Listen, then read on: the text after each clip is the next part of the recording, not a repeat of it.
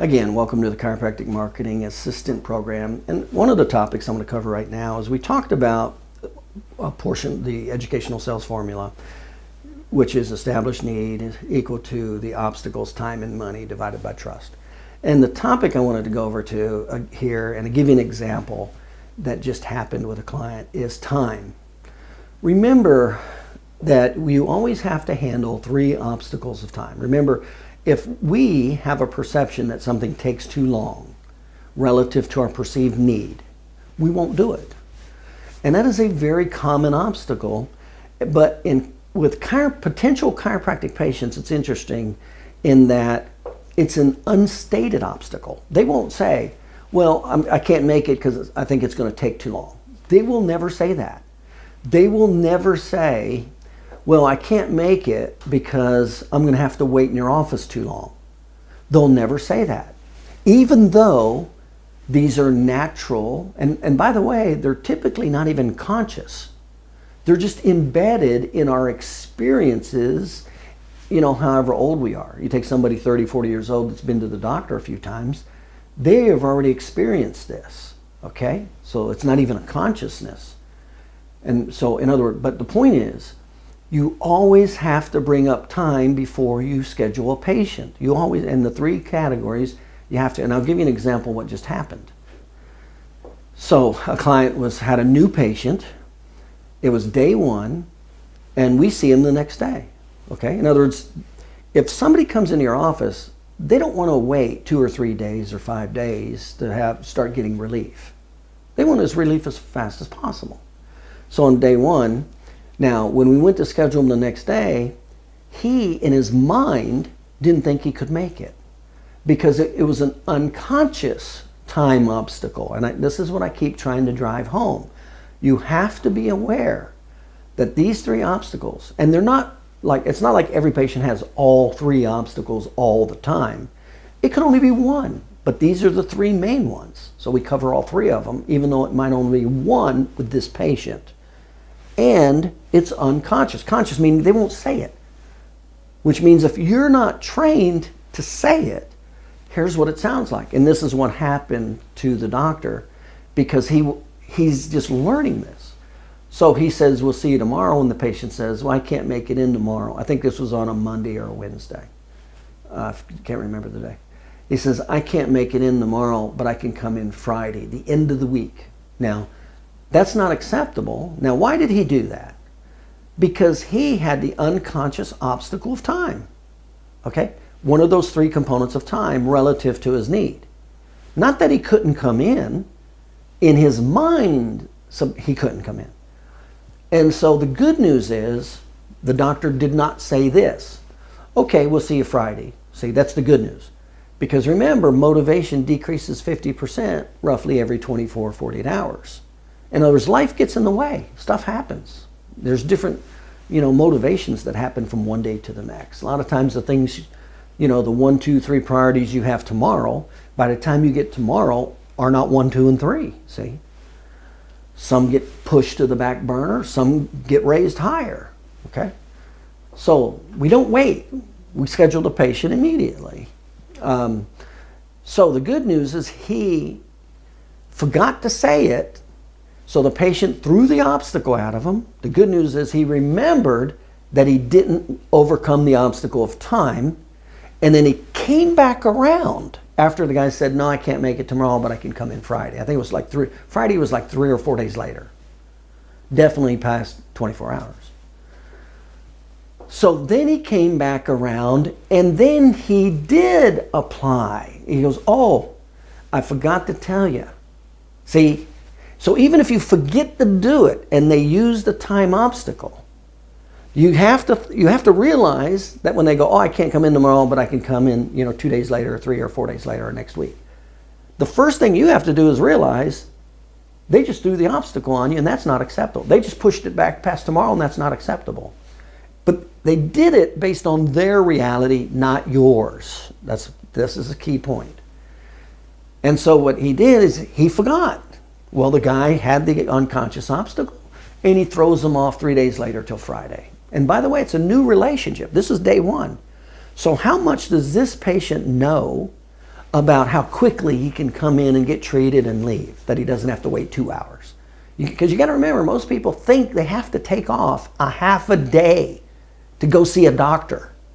Okay? You got to really understand this. So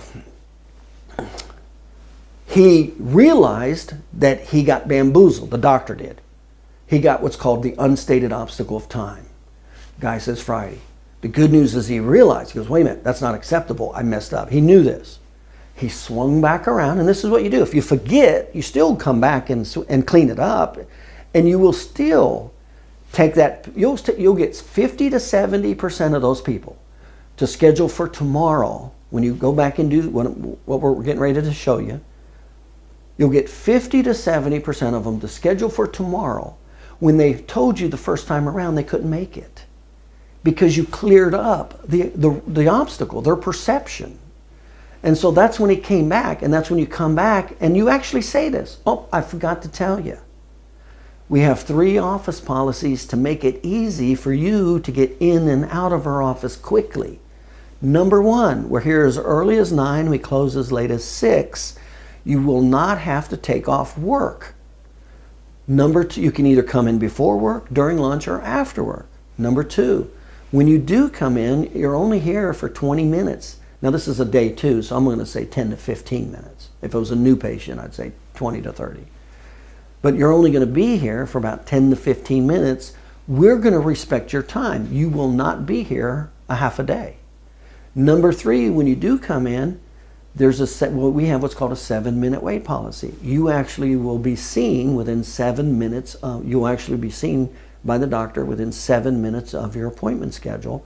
Again, we will respect your time. You will not be waiting in our waiting room. Now, having said that, what time works best for you tomorrow, morning or afternoon? 50 to 70% of the people right now will go in and book tomorrow. Because now in this particular case, it was interesting because I did a breakdown analysis with the doctor. In this particular case, the patient was off work at 4:30. He thought he couldn't make it in time. This is what now the office was open till 6. This was exactly what I keep talking about. The office was open till 6. He gets off at 4:30 and he thought he couldn't make it. So he waited till Friday. Why did he say Friday? Because he was off on Friday. This is what I keep talking about, this time thing. This was a classic example. That he forgot it. The good news is he saw that he was getting pushed back. He came back around, eliminated the obstacles, and just booked him. He just booked him for 5 o'clock. You get off at 4:30. We're here till 6. We can just see you at 5. Will that work for you? Yes, done. See? So I just wanted to re-emphasize this. Especially, when is this really important? When this is most important with a new patient that hasn't even been in your office yet. That's when it's, because they have all these false subconscious perceptions.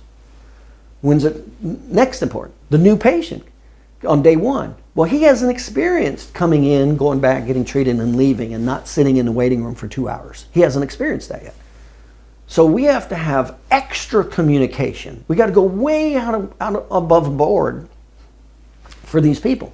Same with day 2. I mean, they really don't understand that they can come in, not wait, get treated, and leave. They really don't understand that until kind of the 5th visit, a regular visit, not when there's patient education.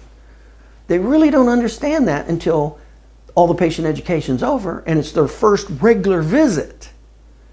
But they will understand on like day 2 or 3 or 4, they'll start to experience that, yeah, you are open till 6. Not as much on day 1. And they will start to experience on day 3 or 4, yeah, I don't have to wait. I did notice I can come in and I kind of go back pretty quick. See, so you're molding the patient, you're essentially training them pretty quickly in regards to the obstacle of time right there. But anyway, I just wanted to point that out. That this is very common when you start learning this. So what's the worst thing you can do? When you schedule the patient, schedule them past, 48 hours. It's the worst thing you can do. Almost always you'll be able to schedule them the very next day using these procedures, but it's unstated. They won't say it, okay? They won't say it, so you have to say it. And then when they push it back, you have to remember, you go, oops, I forgot to handle it. Come back and say it anyway, and then bring them up and schedule it, just like what he did. So he kind of saved it, is what he did. And that was a good learning experience, because he'll know now on day one, don't do that. That they'll do the same thing. They'll think that, it takes too long, they close early, and I could come in when I'm off. Next week I can come on when I got a day off. No, that's medicine. That's medical doctors. That's not chiropractors. Everything about us is getting them in, little to no waiting, treating them with respect, and letting them get on with their lives, because they don't wake up in the morning with their number one priority going to a chiropractor. So we want to make sure we take care of these people and respect them, respect their time. But anyway, I just wanted to share that little concept with you about time. So pay a lot of attention to that, even if you miss it. So obviously the best thing that should have happened is when he went to go to schedule them tomorrow, before he scheduled them, he said, this is what he should have said. Before I schedule you for tomorrow, let me share with you 3 office policies that make it easy for you to get in and out of our office quickly. Then he should have said all 3 and booked them more. See, that's what would have happened really smoothly, but when you're training, you don't remember all these things. Usually you have to get burnt a few times to go, oh yeah, he got me on that. I did it wrong, or. So when you start doing it, you'll forget, but then you'll remember. Well, swing, even if you forget, swing back around like he did. He just swung back around and go, oh, I forgot. He went and delivered it and booked him for the next day. See? And obviously it's best just to do it to begin with, especially if it's a new patient coming in, or a day 2, or a day 1 or 2, say, or day, especially the first few days. They don't understand the time, how easy it is to get in and out of our offices, okay? It has to be said or done, all right? Just a point I wanted to make.